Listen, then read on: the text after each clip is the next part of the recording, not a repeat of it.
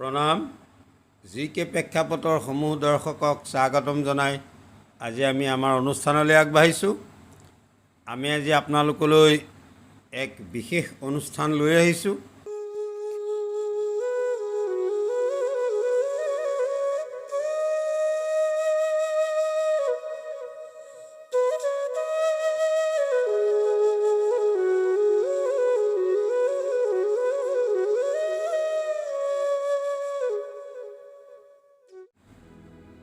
আজিৰ অনুষ্ঠানত আমি ৰামায়ণৰ লক্ষ্মণৰ বিষয়ে আপোনালোকৰ আগত ব্যক্ত কৰিম। ৰামচন্দ্ৰৰ ভাতৃ লক্ষ্মণ যেতিয়া ৰামচন্দ্ৰ বনলৈ গৈছিলে তেতিয়া লক্ষ্মণ ৰামচন্দ্ৰৰ লগত বনলৈ যাবলৈ ওলাইছিল। লক্ষ্মণ ৰামৰ অতি ভক্ত আছিল। তেওঁ যদিও ভাতৃ আছিল, তেওঁ ৰামৰ একেবাৰে ভক্ত আছিলে। আৰু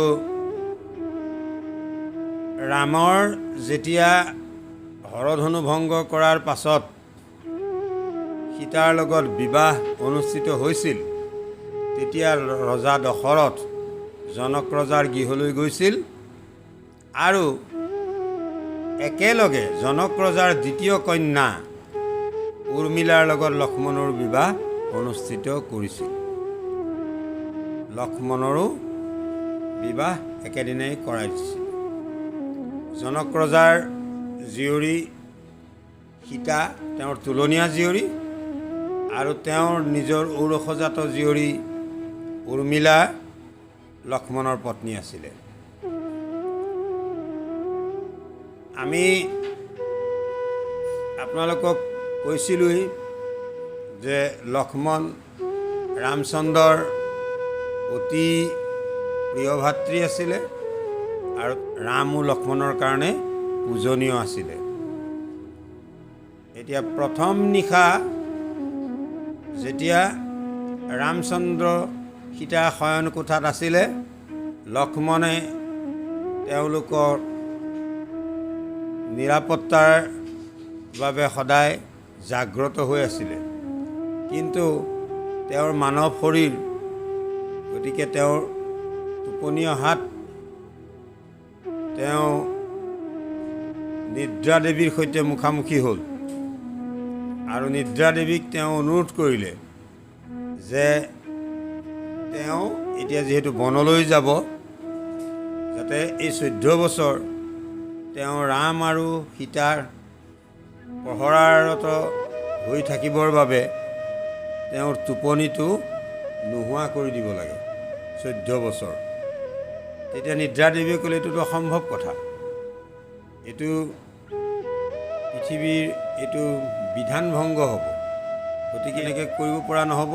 মানুহৰ শৰীৰটোক অৱসাদ দিবৰ কাৰণে এই নিদ্ৰাৰ ব্যৱস্থা কৰা আছে, গতিকে এইটো মই নোহোৱা কৰিবলৈ নোৱাৰিম। তাৰপিছত তেওঁ অকণমান চিন্তা কৰি নিদ্ৰা দেৱীয়ে লক্ষ্মণক ক'লে যে এটা উপায় আছে, যদি তোমাৰ নিদ্ৰাখিনি কোনোবা এজনে লয় তেতিয়া তোমাৰ এই নিদ্ৰাটো নোহোৱা হ'ব, তেওঁক দি থৈ যাব লাগিব।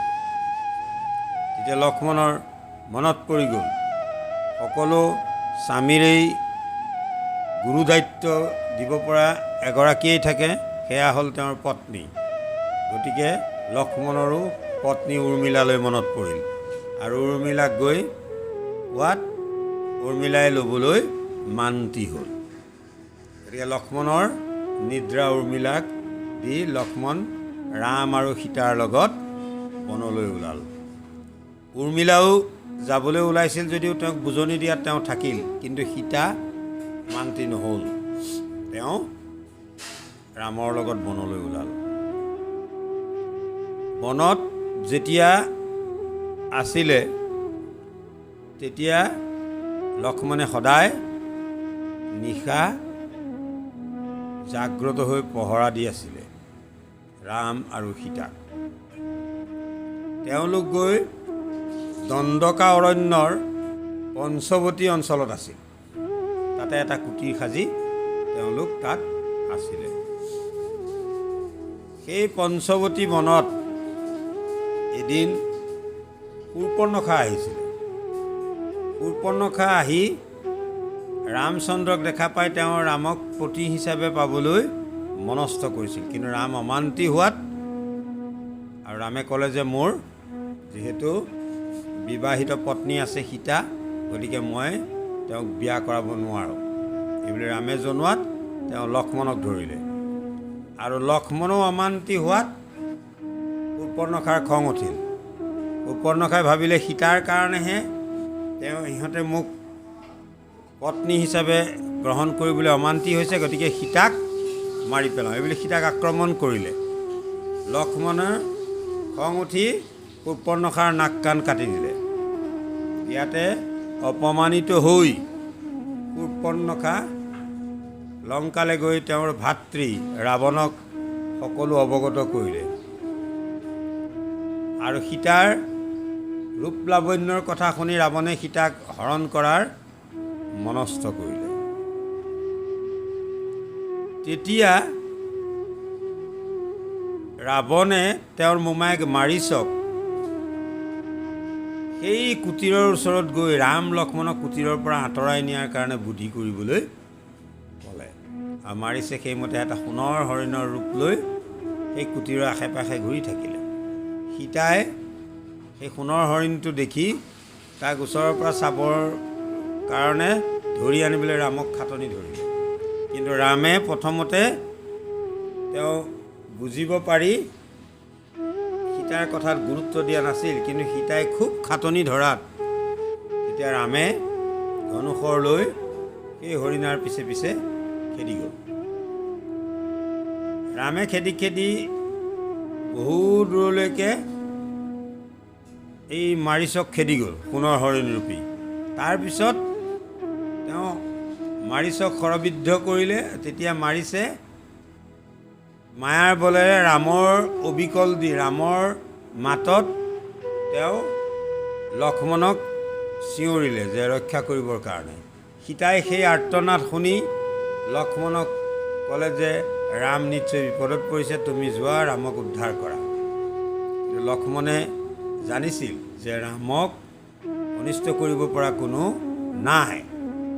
কিন্তু সীতা নাচুৰ বান্দা, তেওঁ নেৰে। তেওঁ কৈছে তুমি যোৱা, ৰাম নিশ্চয় বহু বিপদত পৰিছে। ইফালে লক্ষ্মণে সীতাক তেনেকৈ এৰি থৈ যাবলৈ অমান্তি হৈছে। তথাপিও সীতাৰ অনুৰোধত লক্ষ্মণে যাবলৈ সাজু হ'ল। আৰু যোৱাৰ আগত তেওঁ এটা চিন দি থৈ গ'ল নিৰ্দিষ্ট কুটিৰৰ চাৰিওফালে। আৰু সীতাক ক'লে যে এই চিনৰ বাহিৰলৈ কেতিয়াও নোলাবা।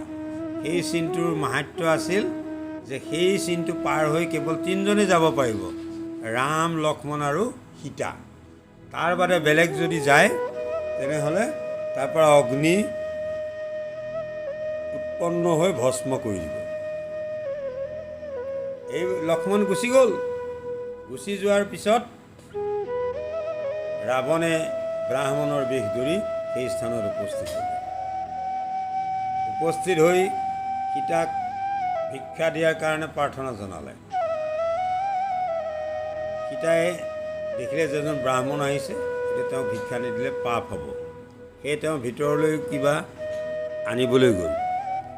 যাওঁতেই ৰাৱণে এবাৰ সেই চিনডাল পাৰ হৈ আহিবলৈ খুজিছিল, কিন্তু জুই ধমককৈ ওলাই যোৱাত ৰাৱণে ভয় খালে।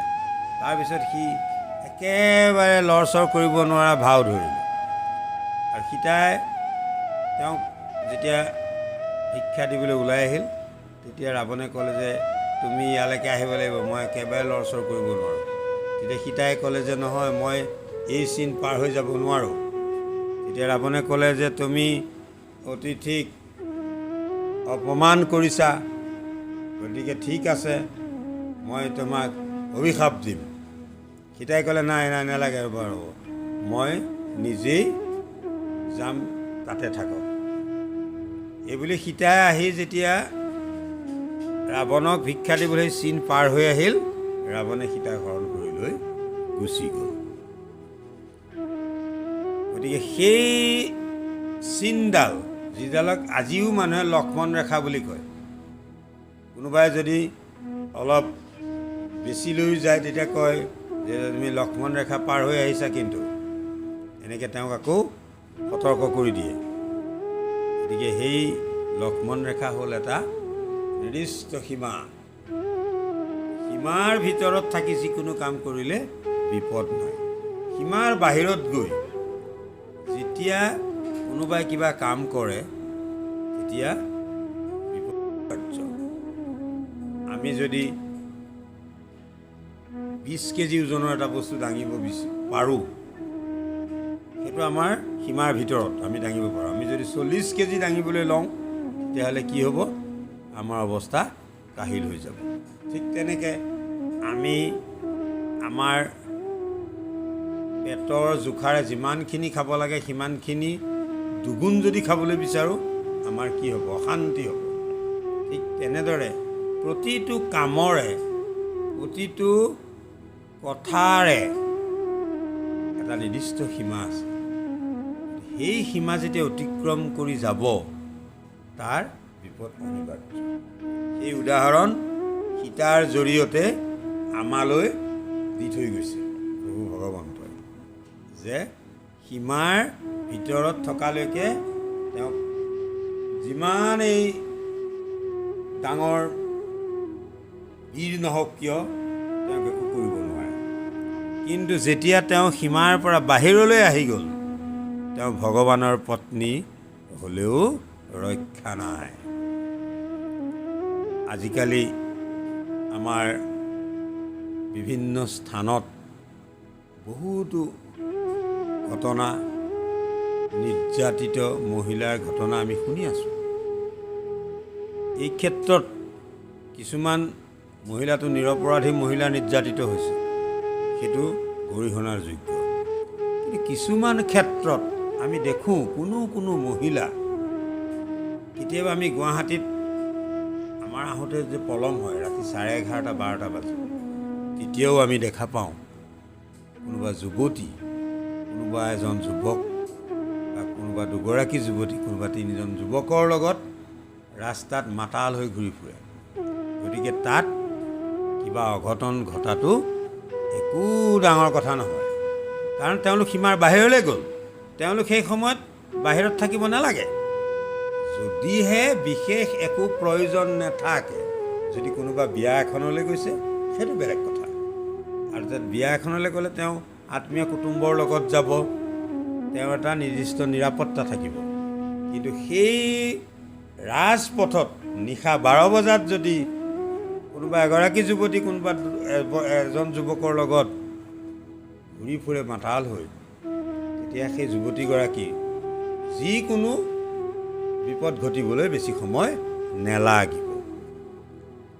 এই আখ্যানবোৰ তাহানি প্ৰভু ভগৱন্তই আমালৈ থৈ গৈছে, কিন্তু আমি সেইবিলাক গুৰুত্ব নিদিওঁ। প্ৰিয় দৰ্শক, লক্ষ্মণৰ এই যিটো লক্ষ্মণ ৰেখা, তাৰ পৰা আমি এটাই কথাই স্পষ্টকৈ বুজি পালোঁ আজি, যে কেতিয়াও মানুহ সীমা অতিক্ৰম কৰি কাম কৰিব নালাগে। যাৰ যি দায়িত্ব, যাৰ যি কৰ্ম, সেই সীমাৰ ভিতৰত থাকি কৰা উচিত। আমাৰ যদি চিকিৎসালয়ত এজন কম্পাউণ্ডাৰ, তেওঁ গৈ যদি কোনোবা এগৰাকী প্ৰসূতি তেওঁ চিকিৎসা কৰিবলৈ যায়, তেতিয়াহ'লে কি হ'ব? এই প্ৰসূতিগৰাকী মৃত্যু হ'ব। সেইটো ডাক্তৰৰ কাম। গতিকে সেইটোৱেই। এই কেতিয়াবা আমি ক'ৰবাত শুনো যে কম্পাউণ্ডাৰে প্ৰসূতিৰ চিকিৎসা কৰিছিল, ফলত মৃত্যু ঘটিল। তেওঁ ডাক্তৰে কাম কৰা চাই অলপ শিকিলে বুলিয়েই তেওঁতো সেই গোটেই বস্তু নাজানে। তেওঁ সীমা অতিক্ৰম কৰি গৈ সেইটো কৰিবলৈ গ'ল। ফলত কি হয়? এই এগৰাকী মানুহৰ জীৱন শেষ হৈ যায় আৰু তেওঁ নিজেও জেললৈ যায়। এইবোৰ কথা আমি সকলোৱে অনুধাৱন কৰা উচিত। তাৰপিছত যেতিয়া লংকা জয় কৰি সীতাক উদ্ধাৰ কৰি ৰামচন্দ্ৰ আকৌ ঘূৰি আহিছিলে অযোধ্যালৈ, তেতিয়া ৰামৰ অভিষেক হৈছিল। তেতিয়া ৰাজকুমাৰৰ দায়িত্বটো ৰামে লক্ষ্মণক দিব খুজিছিল, কিন্তু লক্ষ্মণে সেই দায়িত্ব নলৈ ভৰতক দিলে, কিয়নো ভৰত তেওঁতকৈ জ্যেষ্ঠ। এই কাৰ্যত ৰাম অধিক প্ৰসন্ন হৈছিল।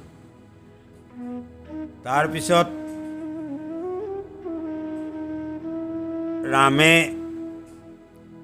সীতাক বিভিন্নজনৰ বিভিন্ন কথা কাণ্ডৰ বাবে অগ্নি পৰীক্ষা কৰিব বিচাৰিছিল, আৰু অগ্নি পৰীক্ষাত সীতা উত্তীৰ্ণ হৈছিল। তাৰপিছতো তেওঁ মানুহৰ কথা বতৰাবোৰ শুনি সীতাক বনত এৰি দিবলৈ লক্ষ্মণকেই দায়িত্ব দি পঠাই দিছিল, আৰু লক্ষ্মণ এই কাৰ্যত মৰ্মাহত হৈছিল। যি কি নহওক, ৰামচন্দ্ৰ প্ৰভু ভগৱন্ত হৈও তেওঁ পিতৃৰ সত্য ৰক্ষা কৰিবৰ কাৰণে বনবাসলৈ যাবলৈ কুণ্ঠাবোধ কৰা নাছিলে। দশৰথে কৈকেয়ীক দিয়া বৰ মতে তেওঁ 14 বছৰ বনবাসলৈ যাব লাগে। এই ক্ষেত্ৰত ৰামচন্দ্ৰক বহুতে বাধা প্ৰদান কৰিছিল, এনেকৈ ভৰতেও তেওঁক বহুত অনুনয় বিনয় কৰিছিল যে তুমি যাব নালাগে, তুমি ৰাজকাৰ্য চলোৱা। তেতিয়া ৰামে ভৰতক বুজাইছিলে, জলৰ বুদুদ যেন অথিৰ জীৱন, আমি কেন এৰিবো বাপৰ বচন। জলৰ বুৰবুৰৰ নিচিনা আমাৰ এইটো অথিৰ জীৱন, আজি আছে কাইলৈ নাই। গতিকে পিতৃৰ বাক্য লৰচৰ কৰিব নোৱাৰোঁ। গতিকে তুমি যোৱা, গৈ ৰাজ্য শাসন কৰা। আৰু ভৰতৰ মাতৃৰো সেই আশাই আছিল যে ৰামক বনলৈ পঠাই ভৰতক ৰাজসিংহাসনত অধিষ্ঠিত কৰা। আৰু ভৰতে মাকৰ এই কু অভিসন্ধি বুজি পাইছিল, সেয়ে তেওঁ সিংহাসনত নবহাৰ সিদ্ধান্ত লৈছিল। ৰাম যেতিয়া সৈমান নহ'ল পুনৰ ৰাজ্যলৈ ঘূৰি আহি ৰাজকাৰ্য চলাবলৈ, তেতিয়া ভৰতে ৰামক কৈছিল, তোমাৰ দুখনি পানৈ প্ৰভু দি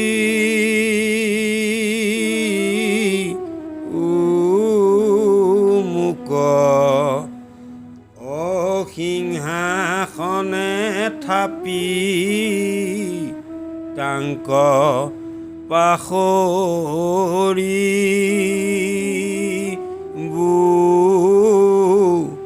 শোক। শেষত তেওঁ খৰমজোৰকে বিচাৰিলে যে এই খৰমজোৰকে মই সিংহাসনত স্থাপন কৰি তোমাৰ প্ৰতীক হিচাপে মই শোকটো পাতলাম ৰাজ্য শাসন কৰি। তাৰমানে ভৰত ৰজা নহ'ল, তেওঁ ৰামৰ নামতেই ৰাজকাৰ্য চলালে। প্ৰিয় দৰ্শক, এয়া আছিল ৰাম আৰু ভৰতৰ ত্যাগৰ নিদৰ্শন। ৰামে পিতৃয়ে কৈকেয়ীক দিয়া বাক্য ৰাখিবৰ কাৰণে 14 বছৰ বনবাসলৈ যাবলৈ সাজু হ'ল, আৰু ৰাজ্যভাৰ ভৰতক গতাই দিবলৈ তেওঁ সাজু হৈছিল। আনহাতে ভৰতে নিজৰ জ্যেষ্ঠ ভাতৃ যিটো দায়িত্ব, সিংহাসনৰ অধিকাৰ তেওঁ বুজি পাইছিল, আৰু সেই অধিকাৰৰ পৰা জ্যেষ্ঠ ভাতৃক বঞ্চিত কৰি তেওঁ ৰজা হ'ব বিচৰা নাছিল। তেওঁ চক্ৰান্তৰে এই ৰাজকাৰ্য দায়িত্ব ল'ব খোজা নাছিল। সেইকাৰণে তেওঁ ৰামৰ খৰমজোৰকেই সিংহাসনত স্থাপন কৰি ৰামৰ প্ৰতীক হিচাপে ৰাখি তেওঁ ৰামৰ নামত ৰাজ্য চলাইছিল। এনেকুৱা আজিকালি ভাতৃৰ ত্যাগ খুব কম দেখা যায়। আছে, বহুততে আছে, কিন্তু আমি কিছুমান দেখিছোঁ সম্পত্তিৰ লগত ভাতৃৰ মাজত বিৰোধ, কাজিয়া, আৰু কেতিয়াবা কিছুমান ঠাইত কোনো এনে হয় কোনোবা এজনৰ মৃত্যু পৰ্যন্ত হৈ যায়। সামান্য একঠা বা এবিঘা মাটিৰ লগত বা কিবা এটা সম্পত্তিৰ লগত ভাইৰ মাজত এনেকৈ বিৰোধ আৰু কাজিয়া পেচাল আমি স্বচক্ষে দেখিছোঁ কিছুমান ঠাইত। কিন্তু সকলো ভাতৃ এনেকুৱা নহয়। বহু ভাতৃ আছে সেই ভৰত ৰামৰ দৰে বুজাপৰাৰে সংসাৰ আগবঢ়াই দিছে। আৰু আমি আখ্যানতো কিছুমান আমি পাইছোঁ যে সিংহাসনৰ কাৰণে সেই তেতিয়া দিনতো ভাইৰ মাজত অলপ যুদ্ধ বিগ্ৰহ হৈ কেতিয়াবা চলেৰে বলেৰে জ্যেষ্ঠ ভাতৃক আঁতৰাই কনিষ্ঠজনে সিংহাসন লোৱাৰ নজিৰ আছে। মহাভাৰতত আমি দেখিছোঁ দুৰ্যোধনে চলে বলে কৌশলে যুধিষ্ঠিৰক বনলৈ পঠিয়াই তেওঁ ৰাজ্য দখল কৰাৰ নজিৰ সকলোৱে দেখিছে। কিন্তু ভৰত তেওঁ সুবিধাটো পায়ো তেওঁ লোৱা নাই। তেওঁ কাজিয়া পেচাল বা চল বুদ্ধি কৰি ল'বলগীয়া হোৱা নাই, তেওঁক দিয়া হৈছে, অথচ তেওঁ লোৱা নাই। তেওঁ বুজি পাইছে যে এই দায়িত্বটো মোৰ জ্যেষ্ঠ ভাতৃ ৰামৰ, মোৰ নহয়। সেইকাৰণে তেওঁ লোৱা নাছিল। এই আদৰ্শবোৰ আমালৈ দিছে যাতে আমিও আজি আমি ভাই ককাই আমি যাৰ যি দায়িত্ব সেইটো আমি বুজাবুজিৰে সমাধান কৰিব লাগে। তাৰপিছত যেতিয়া শেষ পৰ্যায় আহিলে লক্ষ্মণক বিদায় দিয়াৰ পৰ্ব, ইতিমধ্যে ৰামৰ পৃথিৱীত কাৰ্যকাল শেষ হৈছে। গতিকে যমৰাজ কালদেৱ যমৰাজ চিন্তিত হৈছে যে ৰামক কেনেকৈ অনা যায়। ইতিফালে হনুমন্ত পৃথিৱীত আছে, হনুমন্তৰ কাৰণেই যমৰাজ আহিব নোৱাৰে, যে তেওঁ অযোধ্যাৰ গেটৰ পৰাই যমৰাজক প্ৰৱেশত বাধা হনুমানৰ। সেইকাৰণে ৰামচন্দ্ৰক ক'লে যে হনুমন্তক তেওঁ আঁতৰাব লাগিব। কিন্তু তাৰ আগতেই তেওঁ লক্ষ্মণকতো ৰামে কেতিয়াও ত্যাগ নকৰে। গতিকে চল বুদ্ধি কৰি লক্ষ্মণক ৰামৰ পৰা আঁতৰোৱাৰ ব্যৱস্থা কৰিলে। তেওঁ দুৰ্বাসাৰ লগত কথা পাতিলে যে যমৰাজে গৈ ৰামৰ লগত গোপনে এটা কোঠাত আলোচনাত মগ্ন থাকোঁতেই লক্ষ্মণক তেওঁ দৌৰি কৰি ৰাখিব। সেই সময়ত দুৰ্বাসা গৈ উপস্থিত হ'ব আৰু লক্ষ্মণক সেই কোঠাত প্ৰৱেশ কৰাব, আৰু তেতিয়াই ৰামে লক্ষ্মণক ত্যাগ কৰিবলৈ বাধ্য হ'ব। সেইমতে কাম। কালদেৱ যমৰাজ আহি ৰামক ক'লেহি যে বহুত গোপন কথা আছে, এই কথা কোনেও শুনিব নোৱাৰিব, আৰু আমি দুইজনে যেতিয়া আলোচনা কৰি থাকিম তাত কোনো প্ৰৱেশ কৰিব নোৱাৰিব। তুমি এইটো ব্যৱস্থা কৰিব পাৰিবানে? তেতিয়া ৰামে ক'লে পাৰিম। মই ইয়াত চন্তৰীয়ে কৈছে নহ'ব, চন্তৰীৰ ওপৰত বিশ্বাস নাই। গতিকে এনে এজন মানুহ ৰাখিব লাগিব যে যিজনে তোমাৰ বাক্য মানি কাকো তাত প্ৰৱেশ কৰিবলৈ নিদিয়ে। তেতিয়া ৰামে ক'লে মোৰ প্ৰিয় ভাতৃ লক্ষ্মণক মই এই দায়িত্ব দিম। কথামতেই কাম। লক্ষ্মণক দুৱাৰমুখত চন্তৰী হিচাপে থাকিবলৈ দিলে, আৰু কালদেৱ যম আৰু ৰামে ভিতৰত কথোপকথনত ব্যস্ত হ'ল। ঠিক সেই সময়তেই দুৰ্বাসা আহি উপস্থিত হ'ল। আহি লক্ষ্মণক ক'লে যে মই অহাৰ সম্ভেদ ৰামচন্দ্ৰক দিব লাগে। তেতিয়া লক্ষ্মণে ক'লে যে ৰামচন্দ্ৰই ভিতৰত এক কথোপকথনত ব্যস্ত, আৰু কোনো লোককেই তাত প্ৰৱেশ কৰিবলৈ মানা কৰিছে, গতিকে মই যাব নোৱাৰিম। তেতিয়া দুৰ্বাসাৰ খং উঠিল যে মই গোটেই অযোধ্যা অভিশাপ দি ধ্বংস কৰি দিম যদি তুমি মোৰ বাক্য উলংঘন কৰা। তেতিয়া লক্ষ্মণে ভয় খাই গ'ল। তেওঁ ভাবিলে যে মোৰ জীৱনটোৱেই যাওক, কিন্তু গোটেই অযোধ্যাবাসী বাচি থাকক। এই বুলি তেওঁ, কাৰণ কালদেৱে ৰামক ইতিমধ্যেই প্ৰতিজ্ঞা কৰাই লৈছে যে যিজনেই সোমাব তেওঁক ত্যাগ কৰিব লাগিব, তেওঁক বাহিৰ কৰি দিব লাগিব ৰাজ্যৰ পৰা। লক্ষ্মণ সোমাই গৈ দুৰ্বাসাৰ সম্ভেদ ৰামক দিলে। ৰাম ওলাই আহি দুৰ্বাসাক আঠে বেঠে লৈ গ'ল। কিন্তু যমৰাজে তেতিয়া ৰামক সোঁৱৰাই দিলে তেওঁৰ প্ৰতিশ্ৰুতিৰ কথা, আৰু সেই মৰ্মে ৰামে লক্ষ্মণক ত্যাগ কৰিবলৈ বাধ্য হ'ল। তেওঁ অতি শোকস্তব্ধ মনেৰে লক্ষ্মণক বিদায় দিলে। আৰু লক্ষ্মণেও ৰামক ক'লে যে তুমি বিধান ভংগ কৰিব নালাগে, যে মই আঁতৰি যাম। এই বুলি লক্ষ্মণ গুচি গৈ সৰজু নদীৰ পাৰত তেওঁ ধ্যানত বহি সৰজু নদীত জাপ দি তেওঁ মৃত্যুৰ হ'বলৈ উদ্যত হওঁতেই দেৱৰাজ ইন্দ্ৰ আহি লক্ষ্মণক সোঁশৰীৰে স্বৰ্গলৈ লৈ গুচি গ'ল। ইয়াৰ পিছতেই ৰামে হনুমন্তকো বুদ্ধি কৰি পাতালৰ নাগ নগৰীলৈ পঠালে, আৰু ৰামচন্দ্ৰও তেনেকৈ সৰজু নদীৰ পাৰত গৈ ধ্যানত বহি তেওঁ স্বৰ্গলৈ গুচি গ'ল। প্ৰিয় দৰ্শক, লক্ষ্মণক ৰামে ইমান ভাল পাইছিলে, আৰু শেষত ৰামে লক্ষ্মণক ক'বলৈ বাধ্য হৈ গৈছিল যে তুমি মোক ইমান শুশ্ৰূষা কৰিলা যে অহা জনমত দাপৰ যুগত মই তোমাৰ কনিষ্ঠ ভাতৃ হ'ম, তুমি মোৰ জ্যেষ্ঠ ভাতৃ হ'বা, মই তেতিয়া তোমাৰ শুশ্ৰূষা কৰিম। দাপৰ যুগত ৰাম শ্ৰীকৃষ্ণ অৱতাৰ হ'ল, আৰু লক্ষ্মণ বলৰাম হৈ অৱতাৰ ধাৰণ কৰিলে। প্ৰিয় দৰ্শক, আমি আজি এই কাহিনীৰ পৰা বহুখিনি কথাই শিকিব পাৰিলোঁ। বিশেষকৈ সোণৰ হৰিণটোৰ মোহত মুগ্ধ হৈ সীতাই ৰামক সেইটো আনিবৰ কাৰণে যেনেকৈ খাটনি ধৰিলে, তেওঁ ভগৱানৰ পত্নী হৈ সেইবোৰ বস্তু তেওঁ কোনো প্ৰয়োজনেই নাই, সকলোবিলাকেই তেওঁ। কিন্তু তেওঁ যিহেতু মানৱ ৰূপে অৱতাৰ ধৰিলে, মানুহৰ চৰিত্ৰ এটা দেখুৱালে।